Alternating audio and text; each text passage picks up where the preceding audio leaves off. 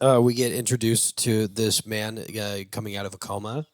Um, what has happened is that 3 astronauts were launched into space to go on a mission on the ship called the Project Hail Mary, or the Hail Mary. It's the project is Project Hail Mary. And he wakes up and doesn't remember who he is or what's going on or why he's in space, but he's in space. And that's a really interesting and difficult thing to come to terms with, I'll be honest with you.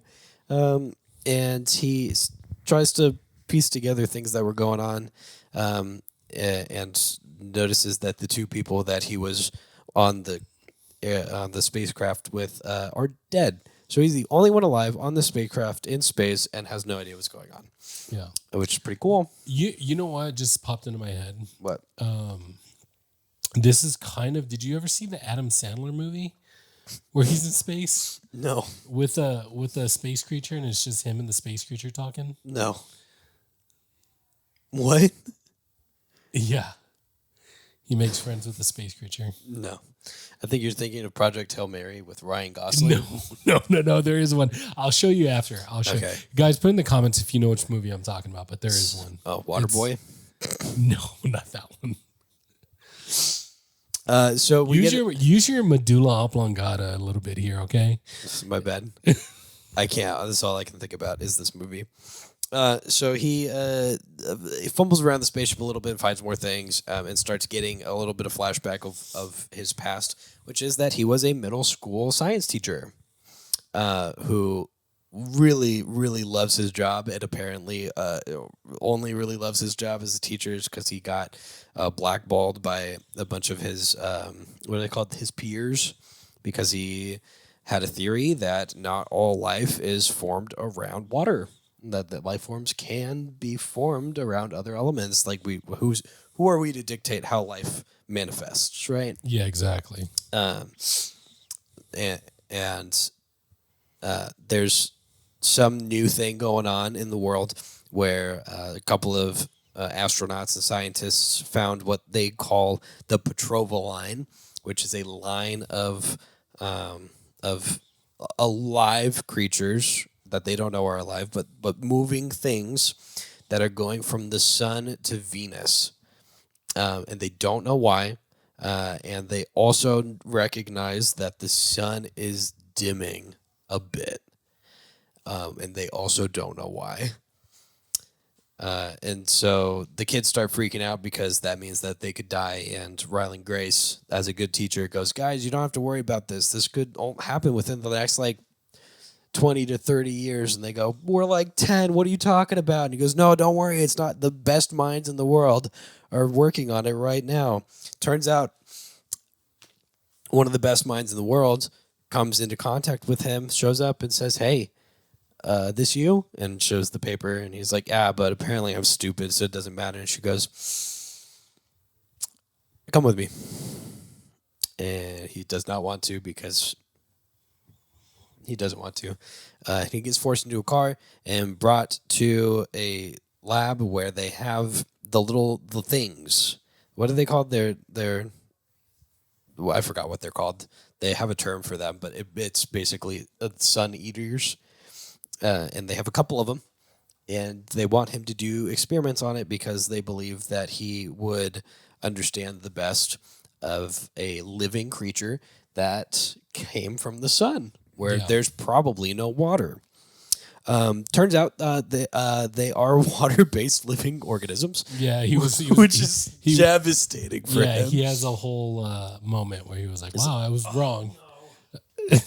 It's awful, and they go, "Why? What's happening?" Because they're water-based, which is really funny. And he accidentally kills one, so he knows that they can die, and he goes, "Well, this is great because now we can look up some stuff." And he does a couple more tests, and all of the best scientists in the world are watching him. He doesn't explode. That's also great news. Yeah.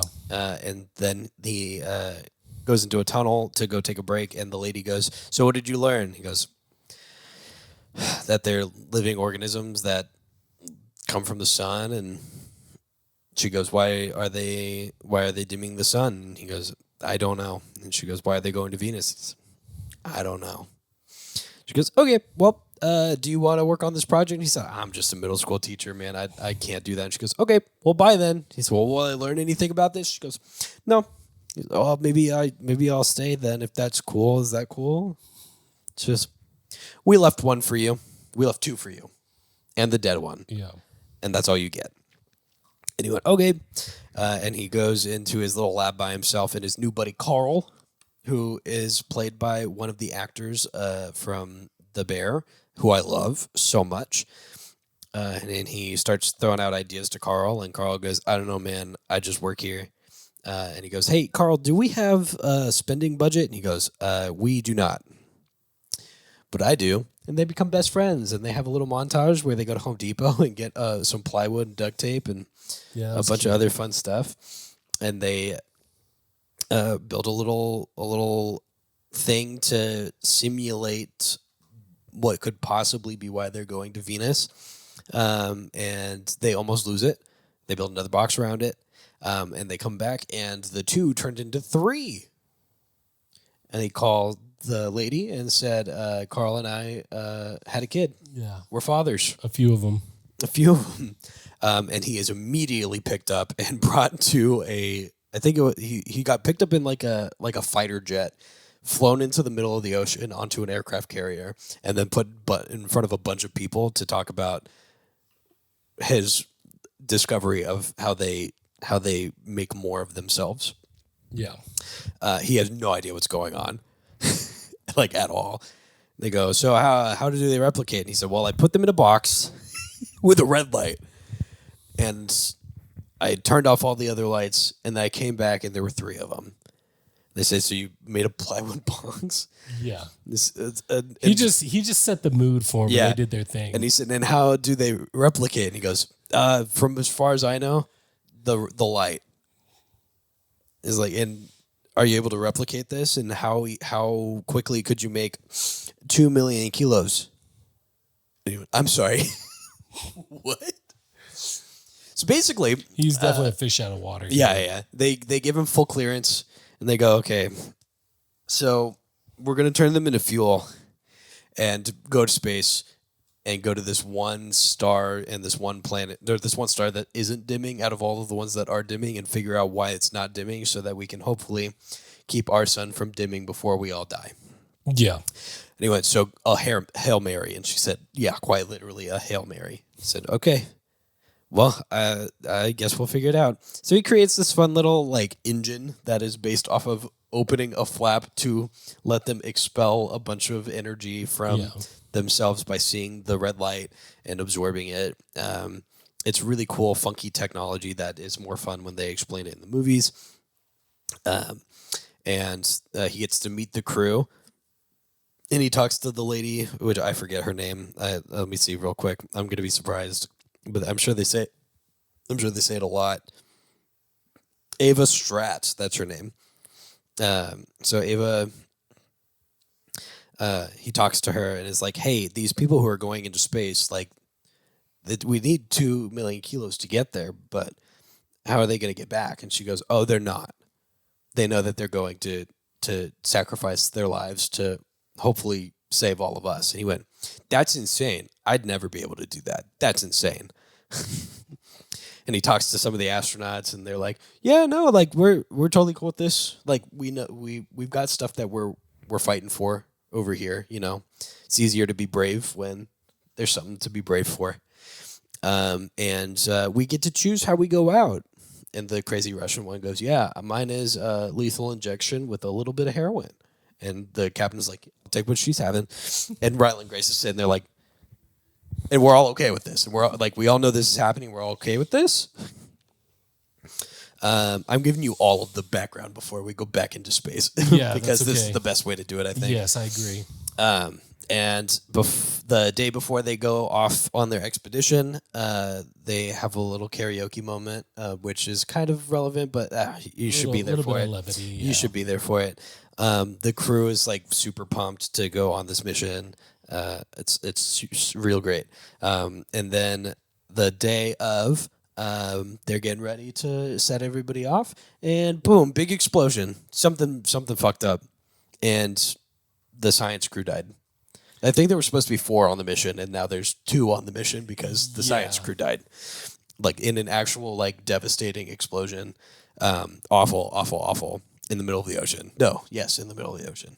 It was like it's not the middle of the ocean. No, it was like some actual ground base. Yeah. And they have a little sit down with Riley and Grace, and he goes, "Well, what do we do now? Because like they need an expert on this to go into space." And they went, "Yeah, we got one. We got one." He was like, "Oh, okay, great. Then, yeah, let us know who is it." Sweet.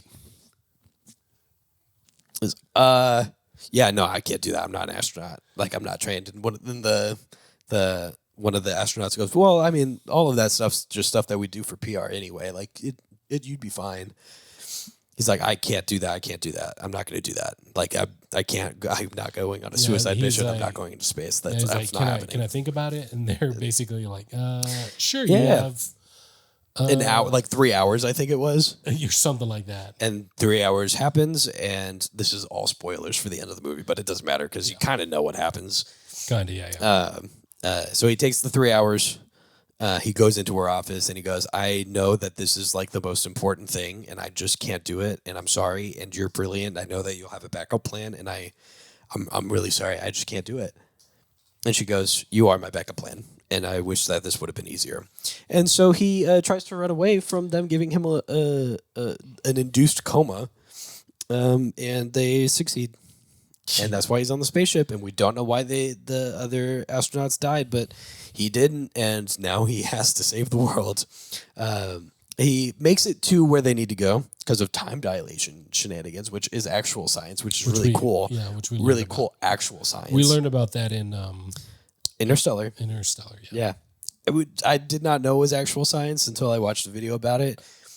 Awesome. Awesome actual science is really cool. Time is not a real construct. It also is because they can quantify it, and that's weird. Yeah. And the faster you move, the slower time moves, and that's really cool. Yeah.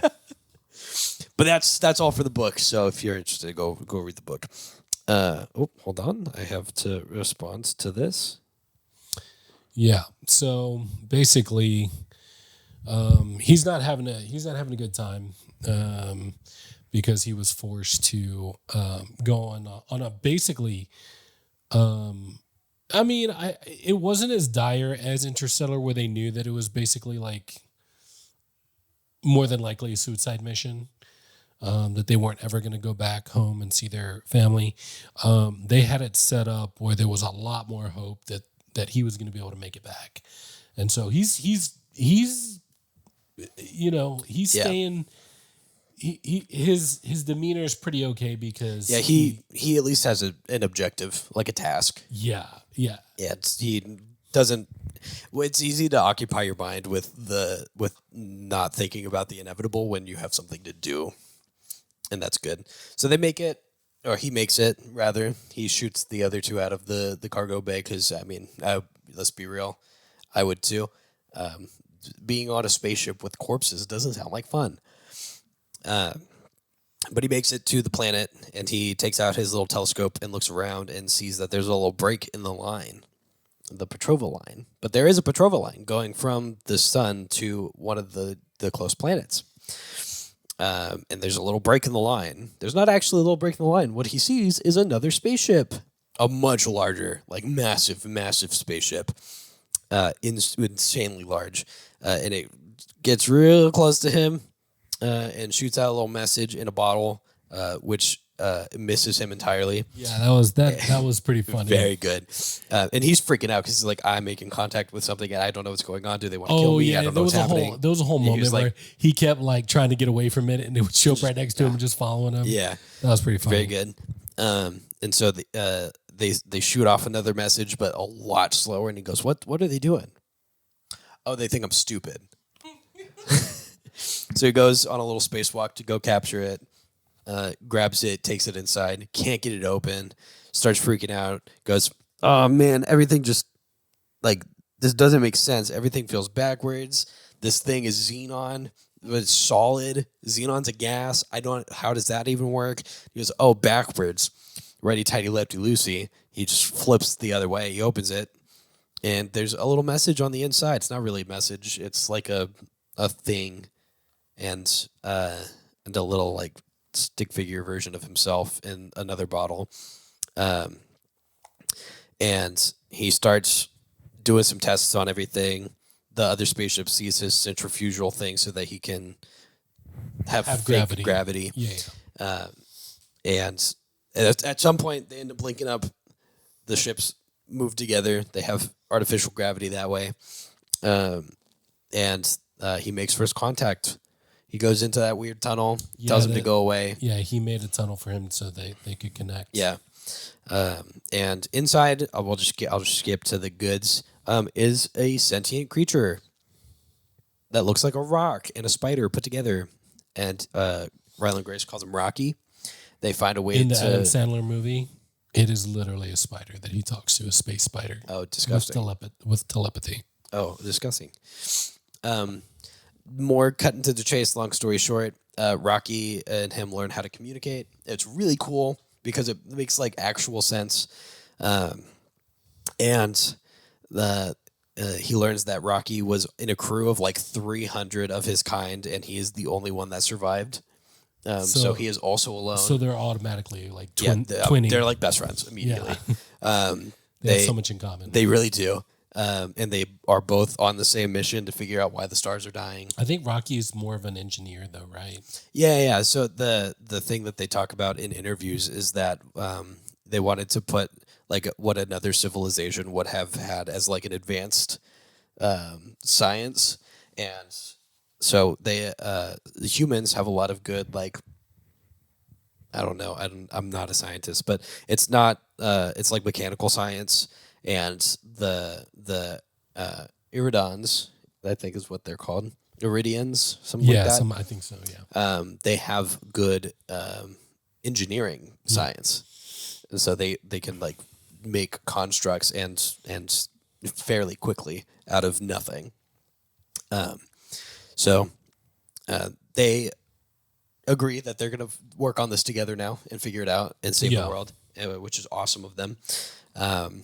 Rocky eventually moves in. I'd explain it, but it would take too long. And they go to the planet that all of the things from the Petrova line are going to. Yep. Capture a few of them. See that there are less leaving than there are going to it, which is weird. And oh my God, it's because was it less, or was it just not increased? I thought it was more that it didn't. It was slightly less. Okay, was what they were talking about. So slightly less. And Rocky goes, "Oh, it's life. Life is the reason. There's a predator on the planet that's eating them, so that there's an actual natural balance to it all." And so they go on this really awesome mission to quite literally just chuck a cage into space, into the atmosphere, to grab some, to do some tests to try to... Yeah, like fishing. They just dropped the bucket. Literally just fishing. But like really dangerous fishing, just to be clear. It works, but with a lot of complications. Ryland, Mr. Grace, if you will, knocks his head on the console while they're trying to like stabilize the ship. Rocky has to leave his little eco dome he made for himself, almost killing him so that he can stabilize the ship and get Grace back to the med bay where the robot nurse is. And he wakes up and goes, "Oh, we did it. That's crazy. Rocky, why are you not moving?" And there's like a whole like 5-minute time lapse of Rocky just not moving. Yeah, not worried. Yeah. Yeah, like right. Grace is sitting there like, "Hey, I was able to replicate them. Like they're multiplying. Your things worked. You gotta wake up, buddy. Like you gotta wake up. I'll watch you while you sleep. You gotta wake up. I don't know what to do without you, but like we did it. Like we solved the problem. Yeah. We just have to get it back, and I don't know how to get your half back. Yeah. Lucky for us, Rocky is alive, and they've saved the stars. Yay! So they go their separate ways. Rocky's little capsules that they made to house these guys. Very good, very safe, very stable. Yeah. And they start heading home. There was a moment I forgot to talk about where Rocky has to go take his stuff home. Yeah. And Grace tells Rocky he's going to send a probe back. And he goes, well, why don't you just go back yourself? He's that's the thing is I don't have enough of these little guys to get me home. So the whole plan was to get me out here and I get them the information and save the world. And Rocky went, I'm not cool with that. Yeah. I'm not cool with that at all. Dude, Rocky's the kind of friend you want to have. Man. Absolutely. Because you show up and you're like, I can't do the thing. And he's like, oh, we're gonna thing. fix that. Yeah. And he goes, no, it's cool, man. I've made my peace with it. And Rocky goes, what does that mean? He goes, I know what's gonna happen, and that's okay. Yeah. And Rocky goes, I can get you some. And you can go home. Yeah. He's like, said, I've got more. And Grace goes, there's no that's not that'll hurt you. And he goes, I'll get home 6 years slower. Yeah. He was like, yeah, like this means nothing to me. Yeah, and if that means that you get to go home, and that's a really emotional moment. So good, such a good moment. Yeah, because Grace literally turns around in tears and says, "I didn't mean any of that." Yeah, because it hits him that now he can be home, like he can go back to Earth, and now that it's a reality, now that it's possible, he's like, I want to go home, like more than anything. Yeah, he starts daydreaming about being at home and what that was like. They had all those moments previously where he was showing him Earth, like the oceans and the forests, and just like what celebrating, because they're saving the universe. Yeah, they did it. Yeah, and so they go their separate ways. They say their goodbye. It's very sweet, very sad. Yeah, very bittersweet. And then few minutes, but like months later for them, there's a breach in the Hail Mary where their new little predator got out of the Xenonite capsule that Rocky made. And he said, it's not a problem for me because I just put it in a bag. Everything's contained. We're all good. Yeah, he just bagged the capsule. But Rocky's ship is made out of Xenonite. Yeah. And if something breaches the ship is the breach. So if nobody goes to help him, he's just going to die. Yeah, he did some quick math. And he did some math, and he said, hey, I'm going to send the samples home, and I'm probably not going to make it. Yeah. So we get our second Rocky fake out death. He gets there just in time to save Rocky. And we get a nice little montage of the humans in their now very cold Earth getting the information and the understanding that Ryland probably didn't make it. Yeah. Until we get a little flash forward where Ryland Grace is in a house. Just like with the robot for some reason. And oh my God, there's like water and landscape and Rocky's there. They took him back to their planet and made him a little eco dome while they tried to make enough repairs to his ship to send him back to his home. And Rocky shows up and he goes, hey, the engineers are ready. They said that they can send you home whenever you're ready. And he goes, can I think about it? And Rocky goes, take all the time you need. Yeah. Take all the time you need. Which is so great. Yeah. It's so good. It's such a great moment. Especially because the whole revelation that everything that he had at home were people that weren't looking out for him and did not care about what was best for him. Did what they needed to do, absolutely. Like, no one will say otherwise. But, like, what did he have to look forward to? A bunch of traitors to him personally? Like, what does he have except for his friend that he actually made that they both, like, did something together? Yeah. And so our last little scene that we get is him walking up to to, like, a little outdoor classroom and going, okay, class, who can tell me what this is? And then we get a little shot of all of the Little Rock children raising their hand. It was very sweet. He's a teacher, but in their world, where we don't even get to know if he goes home or not. Yeah. Because it doesn't matter. No, it's very cute. Hey. You look good over there. Look real good. Have you thought about sharing your kindness with others? Share the love. Maybe like the video. Click on that subscribe button. And show your friends. Yeah, just touch it ever so lightly, that like button. Move over to the subscribe button. Maybe tap your keyboard just a little bit. Leave a comment.